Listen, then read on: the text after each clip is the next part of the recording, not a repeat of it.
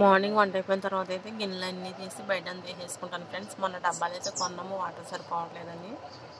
ఇప్పుడు మటుకు బట్టలు ఉతుక్కుంటారు. చాలా బాగుంది ఫ్రెండ్స్.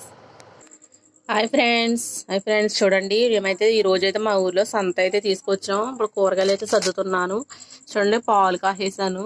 పాలు కాసిన తర్వాత ఇది క్యాబేజీ, దోసకాయ, బంగాళదుంపలు, అమ్మమ్మ అయితే పని నుంచి తెచ్చిన అరటికాయలు, ఆనపకాయ ఒక 10 రూపీస్ అంట, 2 అయితే తీసుకున్నాను. లాస్ట్లో సంత అయిపోయిన తర్వాత అల్లం ముక్క అయితే వేస్తారు, భలే ఉంటుంది. ఇంకా ఉన్నాయి ఇందులో టమాటాలు, కాలీఫ్లవర్, క్యారెట్, క్యాప్సికమ్ అయితే తెచ్చాను ఫ్రెండ్స్. పచ్చిమిరకాయలు వారానికి సరిపోతలేదని 1 కేజీ వేయించుకొచ్చేసనమాట. చట్నీలు గట్టా ఉంటాయి కదా అని. ఈ విధంగా మా సంత చూడు ఫ్రెండ్స్. ఇదిగోండి, అయితే గిల్లుతున్నాను, బీరువాలో సర్దుతాను అనమాట. ఇంకా పచ్చిమిరకాయలు తొడుగులు అయితే తీసేసుకుంటాను, ముచ్చుకలు తీసుకుని ఇక్కడైతే ఇలాగ పలచగా అయితే పాడవకుండా ఉంటాయి మాట. ఇంక ఈ విధంగా డైలీ మంగళవారం అయితే ఇలాగ సర్దుకోవాలి. నైట్ ఇప్పుడు టైం వచ్చి 9 అయితే అవుతుంది. ఇక ఇవన్నీ సర్దుకోవాలి. ఇప్పుడైతే పని అయింది. ఇదిగోండి, పాలు కసేసాను కదా, కసేసి ఇవైతే సర్దుకుంటున్నాను. పచ్చిమిర్చి గట్రా ఉన్నాయి, అన్నీ సర్దుకున్నాక ఎలా సర్దుకోవాలని చూసేయండి. ఇదిగోండి ఫ్రెండ్స్, ఇదిగోండి ఇంకా తొడుములు అయితే తీసేస్తున్నాను. పచ్చిమిర్చి ఇవన్నీ తీసేసుకుని అక్కడైతే వేసేస్తాయి అనమాట.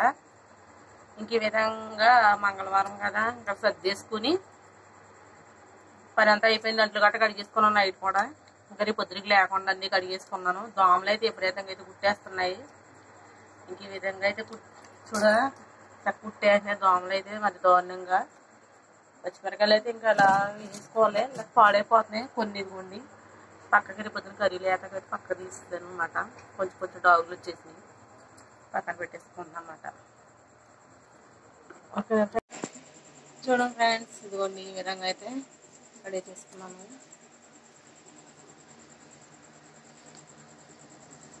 చూడండి ఈ విధంగా అయితే